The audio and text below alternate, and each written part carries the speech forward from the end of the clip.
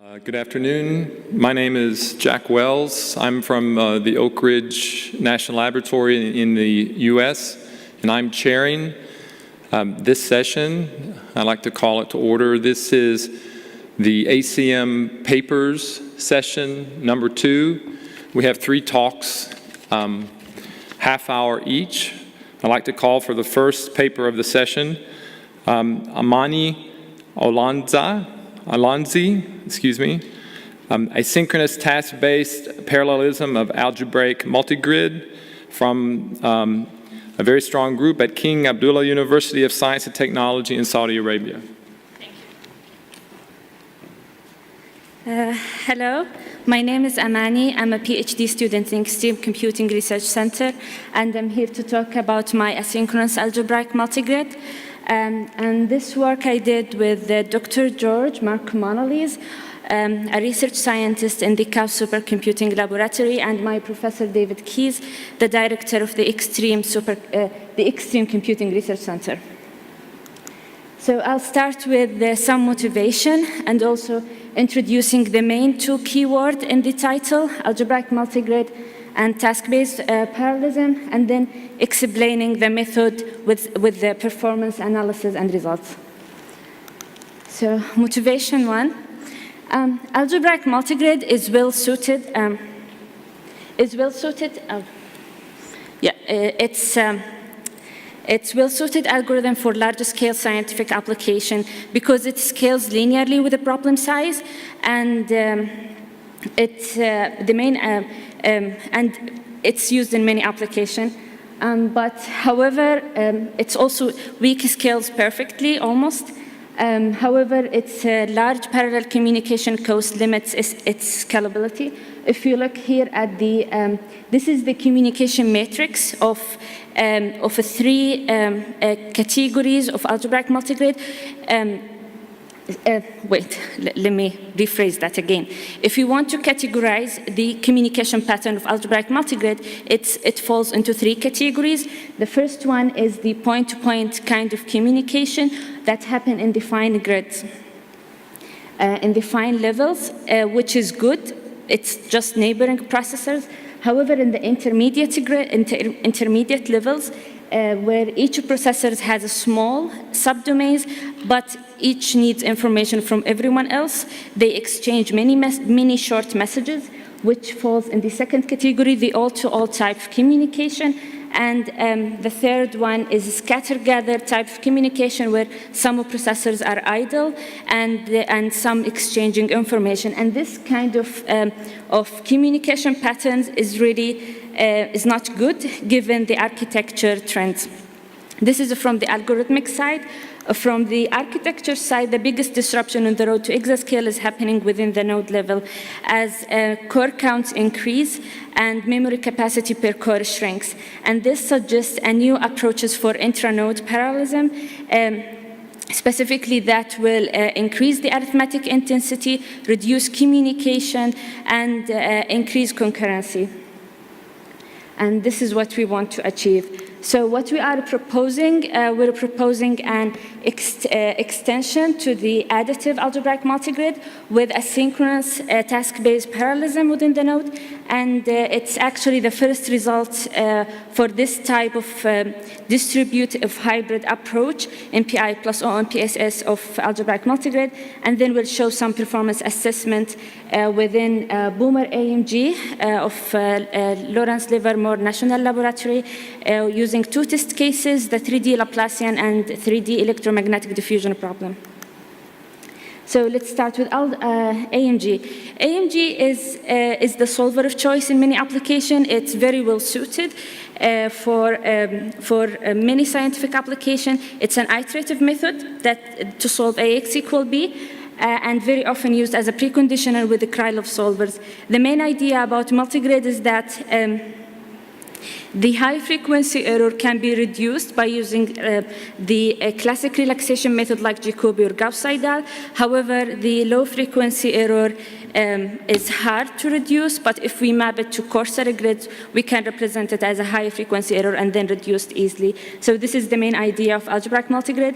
And it's consists of two phases, the setup phase and the solve phase. The setup phase is about first selecting the coarsening strategy and then defining the interpolation. That moves from fine to coarse or coarse to fine, and the restrictor, which is the transpose of the interpolation, and then define the coarse grid operator by the triple multiplication, matrix multiplication. And the solve phase, we do nothing with the setup phase, but for the solve phase, it's the way to reduce the error and then build up the coarse grid corrections. So first start by smoothing and then restricting the error on a coarser grid until the coarsest one, and then prolongate the solution up to the fine grid levels. And this is the classical V-cycle, and there are other forms, the F-cycle and the W-cycle. We focus in this talk about the solve phase. There are two main forms in algebraic multigrid, the multiplicative form and the additive form. The main difference between multiplicative and additive is that in the additive case, we can do the smoothing of the levels simultaneously, whereas in the multiplicative, it should be dependent, kind of. So in the additive, after forming the residual, by using the restrictor operator, we can project the errors at each level and then do the smoothing simultaneously. The prolongation will be sequential again. And it's been invented since the 80s, but neglected for about 20 years due to the robustness of the multiplicative case, because normally the additive has slow convergence properties, until recently explored by Vassilevski and Yang of Livermore National Lab, and they improve the convergence of the additive method by modifying the prolongation operator of building a one smoothing step. And we can see here the two algorithms. The multiplicative algorithm, we can identify two kernels, the down cycle and the up cycle. In the additive, there are kind of three kernels: the restriction loop, smoothing, and the prolongation. And the main difference between this and the classical additive is that the operator P bar is modified by one smoothing operation. This improves the convergence, and we can see here in the case of solving a 7-point Laplace equation with the n64 cube and 128 cube. We can see just the difference between multiplicative and additive, just a constant. Why we are interested in this algorithm? Because it offers one less sparse matrix multiplication, which means reducing the communication and also somehow reduce some of the computation. Also because it has the concurrent smoothing properties. Okay. So now about task-based parallelism.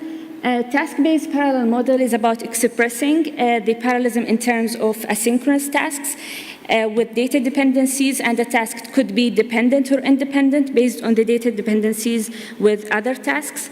And after forming this task dependency graph, we can see the data flow, and with it schedule it kind of asynchronously and also dynamically.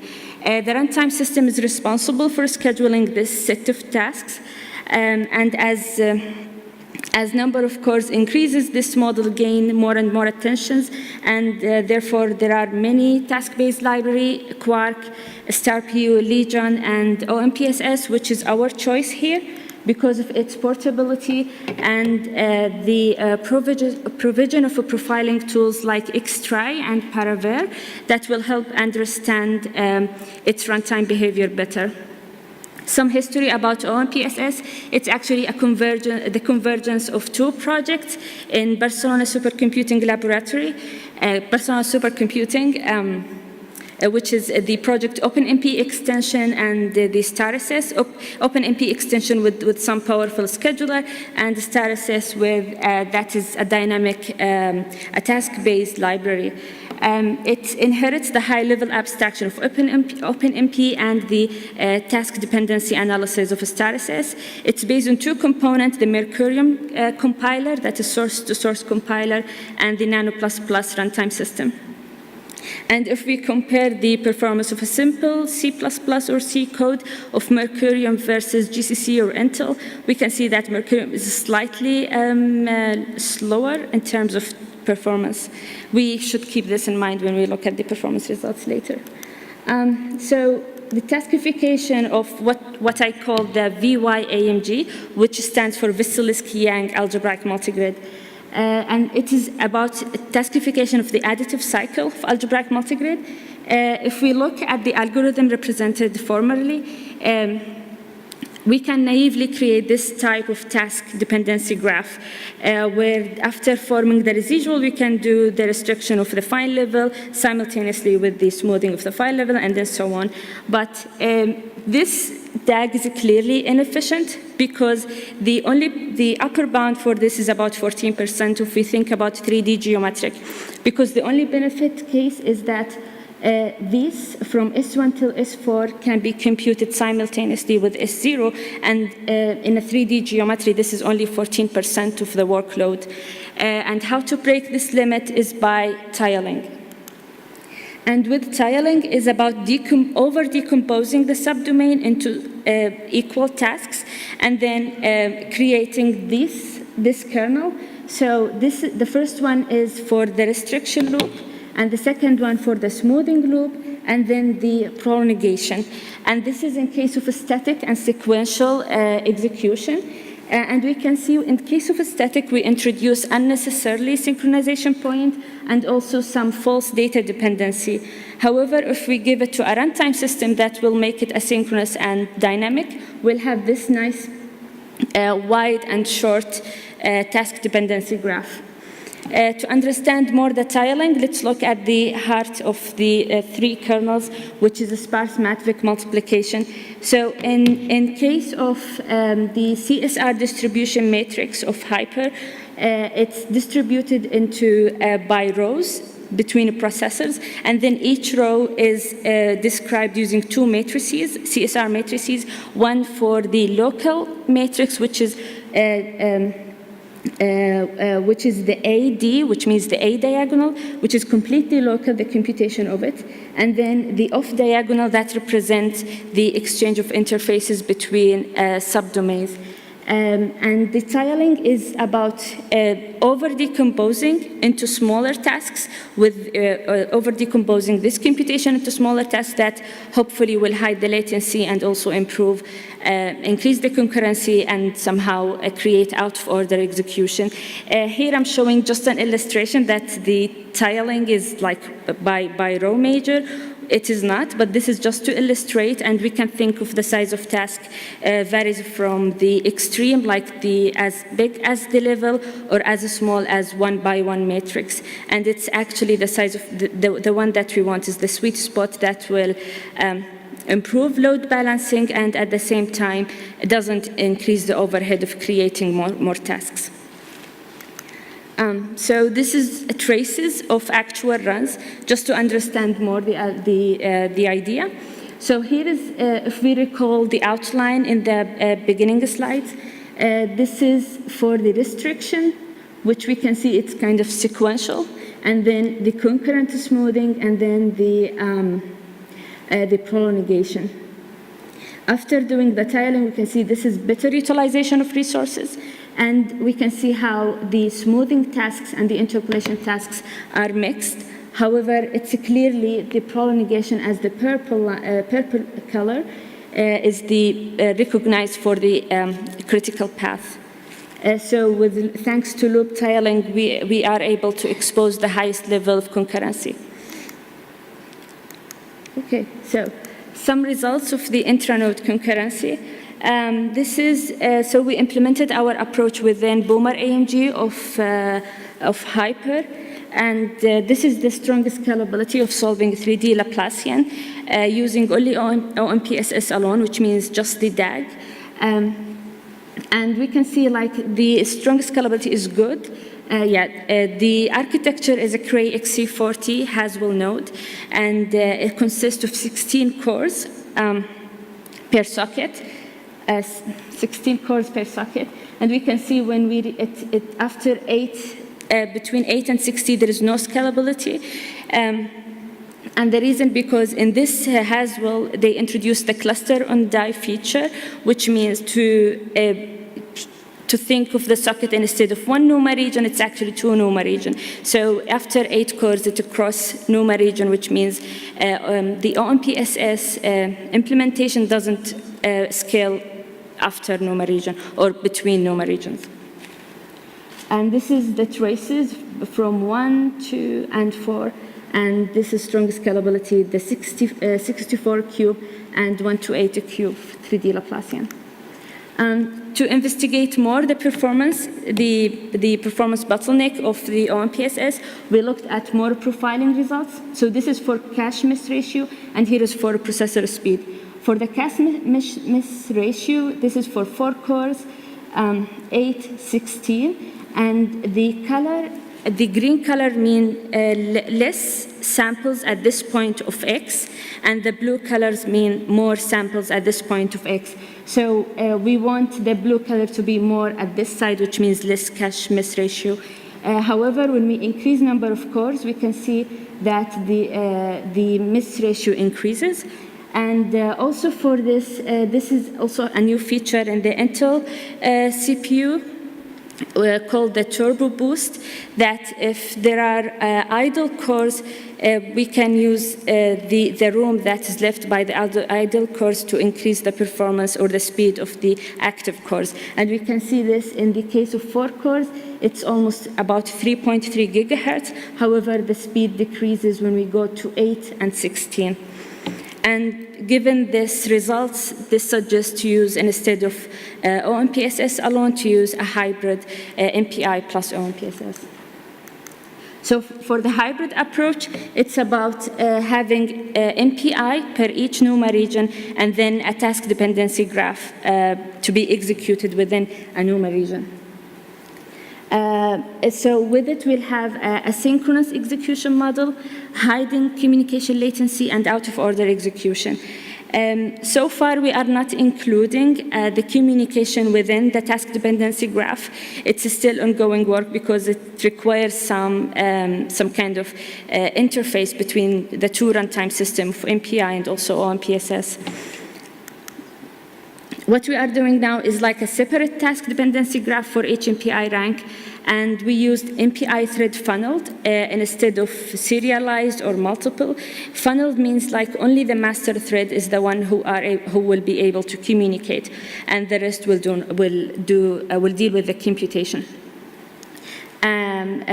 Instead of the serialized or the multiple, and then hopefully with it we'll have some hiding of the latency while computing some tasks. Performance results. We implemented this approach within the BoomerAMG in the hypre library of Livermore National Lab. We used the Vassilevski and Yang Algebraic Multigrid as a preconditioner of conjugative gradient iterative solver, and the combination of coarsening and interpolation is the hybrid maximal independent set coarsening scheme with extended interpolation truncated at most 4 elements per row and 1 level of aggressive coarsening. And this is the best combination to solve both the problem, the 3D Laplacian and the 3D electromagnetic diffusion. And all the test runs were performed on Shaheen Cray XC40 at cost. So here is the intranode performance. On the left one is the strongest scalability within one node from 1 to 32. And then we can see like the additive is uniformly faster than the multiplicative because it offers one less sparse matrix multiplication. However, the OmpSs implementation doesn't scale across NUMA region. And then the MPI implementation of the additive is kind of faster till 16, and then it doesn't scale anymore. The only case that scales to the full core count is the hybrid approach. The MPI plus OmpSs using 2 or 4, and here we can see we're using 2 workers of OmpSs is faster than 4. But if we look at it from different perspective, Here we have different resources, but the workload per each task is more or less equal, and we can see using all-MPSs with four workers is somehow faster than the 2 workers. So this is for the intranode performance. For the internode performance, we employed the VY-AMG within the AMS preconditioner, the Auxiliary-space Maxwell Solver. It's, I think, been introduced by Hypre and Shu, implemented, modified by Vassilevski and also Clove of Livermore National Lab. It's basically to solve this kind of problem. Of Maxwell problem, and it employs algebraic multigrid to solve the mass and the stiffness matrices, and also the interpolation with the XYZ components. So it employs algebraic multigrid almost 5 times within each solve phase. So this is the strongest scalability results across nodes using 128 cube. And we can see that at the beginning, when there is like the communication to computation ratio is not high, we benefited from the task-based parallelization. However, when the communication to computation ratio increases, at the end, they become more or less similar. And for the weakest scalability, we maintained this 1.6x speed up.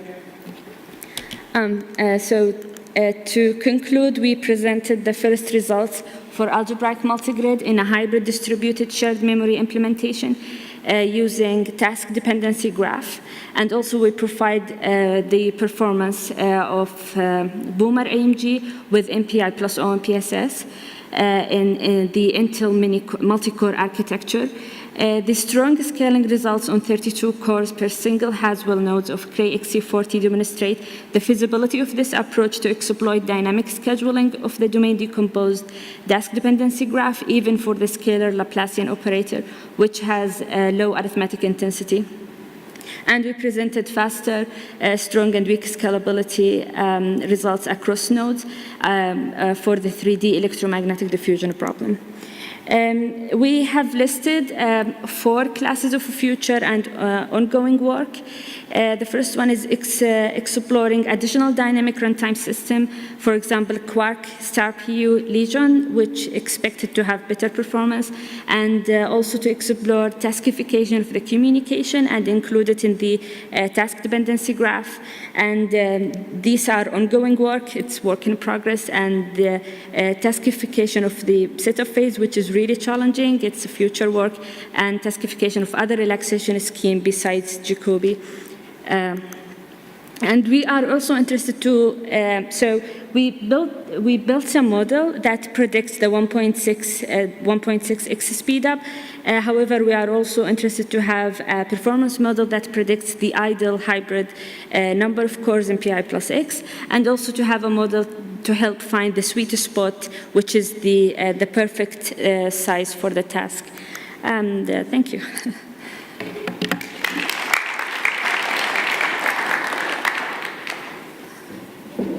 I think it was very fast. Okay. Thank you very much. This paper is open for questions or discussion.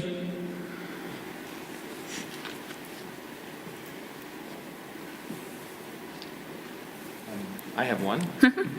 So when you implemented the task-based programming approach, did this preserve the readability of the code, or does it make it more difficult to read and for example, talk to another expert about the details in the code? Yeah, somehow, but it's also, because it's all-MPSs, it's pragma directive, so I think it's still easy to read, hopefully.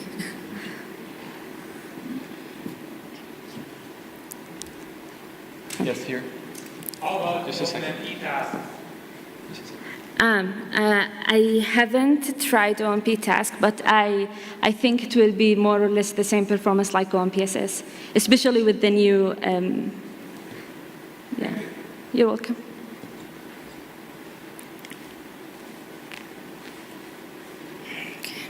Seeing none, let's thank our speaker again for the nice presentation. Thank you so much.